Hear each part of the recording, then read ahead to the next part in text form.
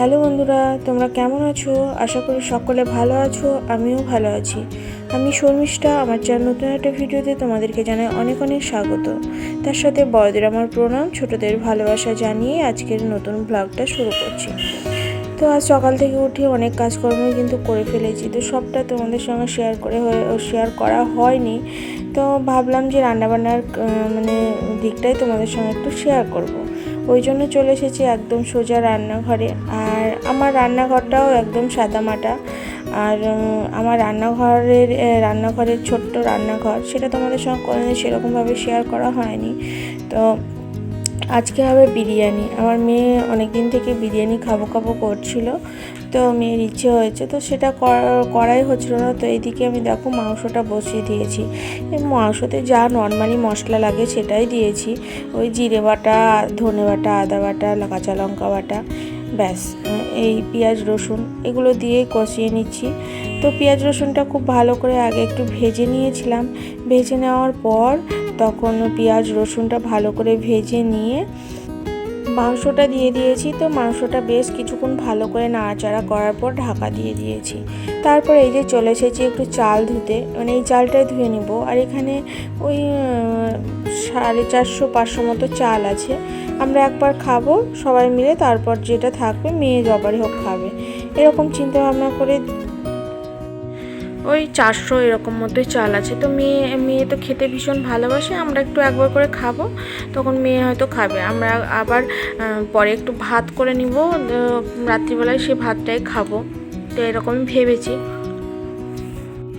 এইদিকে হাঁড়ি বসিয়ে দিয়েছি। হাঁড়ির জলটাও কিন্তু খুব ভালো করে গরম হয়ে গেছে। তো ওর মধ্যে এবার দিয়ে দিলাম একটুখানি তেল, আর একটু সাদা তেল দিয়ে দিয়েছি। এবার দিয়ে দিচ্ছি চালটা। তো সাদা তেল দিলে কি হবে, চালটা গায়ে গায়ে লাগবে না। এটা তো তোমরা প্রায় সকলেই জানো। তো আমি যে কোনো বিশাল কিছু রান্নাবান্না পারি এমনটাও কিন্তু না। তো আমি একদম সাদামাটাভাবেই রান্না করছি, একদম নর্মালভাবে। আর আমি বেশি রিচ করি না, যতটা পারি একটু কম রিচে করার চেষ্টা করি। আর এই যে এখানে মাংসটাও ভালো করে কষিয়ে নিচ্ছি। আর মাংসটার কালার কিন্তু খুব ভালো এসছে। যেহেতু আমি কোনো শুকনো লঙ্কা বা পাকা লঙ্কা কিছু ব্যবহার করি না, শুকনো লঙ্কা ব্যবহার করি না। তারপর এত গরম পড়ছে, গরম লেগেছিল। তো মেয়ে আবার গ্লুকন-ডি গুলেছে, তাই ওর বাবাকে দিল। তো এটা কিনেছিল, তো মেয়ের শখ হয়েছে ওর বাবাকে এরকমভাবে সার্ভ করবে, দিবে। তো ওইদিকে ওর বাবারা খাচ্ছিল, তো আমি বলছি বাবা কি কপাল, তাই বলে আবার একটু ঠাট্টা করছিলাম। আর এইদিকে দেখো বিরিয়ানির জন্য মাংস, আলু তো ভেজে রেখেছি, ওর মধ্যে মাংস, ঝোল এগুলো সব তুলে রাখছিলাম, একটু কষায় তুলে রাখছিলাম। আবার দমে খাবে, এমনি মাংস সেদ্ধ হয়ে গেছে, তো দমে খাবে তখন যেটুকু হয়তো যদিও একটু কী হয়, তো সেটা সেদ্ধ হয়ে যাবে। আর এইখানে অল্প একটুখানি কড়াই থাকলো, এটা দিয়েই খাওয়া দাওয়া হবে আজকে। আর আজকে কিছু রান্না করব না। আর বিরিয়ানি করব সেরকম কোনো প্রিপারেশান ছিল না, ওই জন্য শসা আনা হয়নি স্যালাডের, একটু দই আনা হয়নি। দই থাকলে রায়তা বানালে বেশ ভালো লাগে খেতে। আমার তো বেশ ভালো লাগে রায়তা বানিয়ে দইটা খেলে, পেটটাও ভরে যায় আর একদম হেলদি খাবার। তো এদিকে মাংসটা কষানো হয়ে গেছে। এবার ওর বাবাকে আর গিনিকে দিয়ে দিব এক পিস। ওরা কষা মাংস খেতে ভীষণ ভালোবাসে, সেই জন্য দিয়ে দিব। তো ওরা ততক্ষণে এটা খাক, আর আমি এইদিকে রান্নাবান্নাটা টুকটুক করে সারি। তো এই যে এদিকে আমি মাংসটাতে জল দিয়ে দিলাম, একটু অল্প করে জল দিয়েছি, যেহেতু মশলা কম, আর যেটুকু অল্প একটু মশলা ওখানে তুলে নিয়েছি, তো একটু জল দিয়ে দিয়েছি। এবার এটা একটু ফুটুক ভালোভাবে, আর আমি ততক্ষণ একটু ফ্যানের কাছে বসে আসি। প্রচণ্ড গরম, আজকে যা গরম। ওইদিকে মাংসটা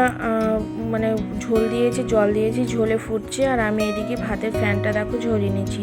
এবার ভাতটার মাংসটা লেয়ার দিয়ে নিব, হয়ে যাবে। আর আজকে একটু বড় হাঁড়িতেই করেছি, তার কারণ সব আলু টালু দিব, তখন অনেকটা হয়ে যাবে, অসুবিধা হবে করতে। আমার তো খুব বড় হাঁড়ি নেই, তো এটা মাঝারি সাইজের হাঁড়ি, ওই 350 মতো চাল আটে, 350 বলছি, 550-700 মতো চাল আটে।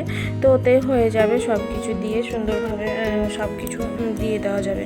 তো এদিকে ভাতের ফ্যানটা ঝরিয়ে নিচ্ছে, আর এত গরম লাগছে যে মানে ভাপটা উঠছে আর গরম লাগছে। তো এদিকে আমার ভাতের ফ্যানটাও মারানো হয়ে গেছে।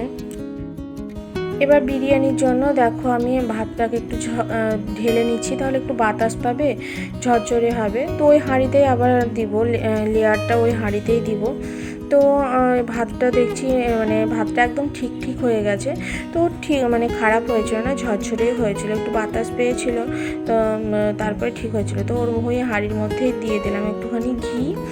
তো ঘিটা দিয়ে গোটা হাঁড়িটা একটু নাড়াচাড়া করে নিব। দেখো 2 চামচ, ছোট ছোট চামচে 2 চামচ একটু ঘি দিয়েছি। আর এবার ওটা ভালো করে মাখিয়ে নিব হাঁড়ির মধ্যে। তারপরে লেয়ারগুলো দেব। এদিকে একটু বাটিতে সাদা মানে আমুল দুধ গুলে নিয়েছি, ওর মধ্যে দিয়ে দিলাম 2 চিপি কেওড়ার জল, 2 চিপি গোলাপ জল, আর দিয়ে দিলাম অল্প সামান্য একটু আতর। আতরের পরিমাণটা একটু কম দিই, তার কারণ আতরের গন্ধটা একদমই পছন্দ না, ভালো লাগে না, সেই জন্য। তো এদিকে বিরিয়ানির লেয়ারটা দিয়ে দিব, আর এই যে অল্প একটু আতর চামচে করে ঢেলে দিলাম, যদি বাই চান্স বেশি পড়ে যায় সেই জন্য। আর এটা এখন ভালো করে মিক্স করে নিয়ে আমি ওই যে কড়াতে মাংস আলু তুলে নিয়ে রেখেছি ওর মধ্যে দিয়ে মিক্স করে নিব, তাহলে সবগুলোতে গায়ে মাখবে আর মানে ব্যাপারটা বেশ ভালো হবে। আমি এইভাবেই বানাই। আর অনেক সময় হয়তো যেদিন আরও একটু কম চালের করি, 250 চালের করি, সেদিন আমি ওই সব শুদ্ধে মিশিয়ে দিয়ে দিই, ওটাও বেশ ভালো হয়, প্রত্যেকটা গায়ে গায়ে ঠেকে থাকে, তারপর ভাপে হয়, বেশ ভালো হয়। তো দেখো আমি এটা ভালো করে মিশিয়ে নিচ্ছি, আসলে তুলে দিতেও অসুবিধে লাগছিল, তো ওই জন্য মিশিয়ে নিলাম। আর এবার আমি প্রথমে ভাত দিয়ে দিয়েছি, তারপরে এই যে মাংসগুলো আলুগুলো সব তুলে দিয়ে দিয়েছি। আলুটা বেশ অনেকটাই আছে, আলুটা খুব কম নাই। তখন আস্তে আস্তে এটা লেয়ার দিয়ে নিই। এদিকে আমি আস্তে আস্তে সবগুলো লেয়ার দিয়ে নিব। আর তারপর আমি এটা প্রায় 15-20 মিনিট মতো দমে বসিয়ে রেখেছিলাম, আর খুব সুন্দর ঝরঝরেও হয়েছিল। আর এখন এগুলো সব দিয়ে দিয়েছি। এবার উপর থেকে অল্প যে একটুখানি ভাত আছে, তো সেই ভাতটা দিয়ে আমি এটা পুরোটা ঢেকে দেব। তারপর বাদ বাকি যে মানে ঝোলটা আছে, মানে জলটা দুধটা আছে, সেটা উপর থেকে দিয়ে দিব।